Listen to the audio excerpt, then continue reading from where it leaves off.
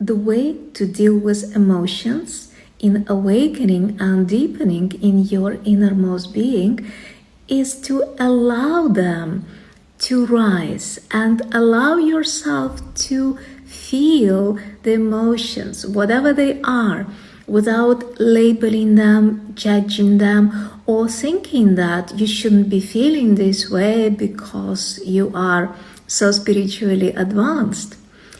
As you allow yourself to feel the emotions and bring the light of pure consciousness to them, they start to dissolve. And by, as you dissolve them, they rise less and less. And you will be moving more towards the state of an equilibrium where emotions almost won't rise anymore.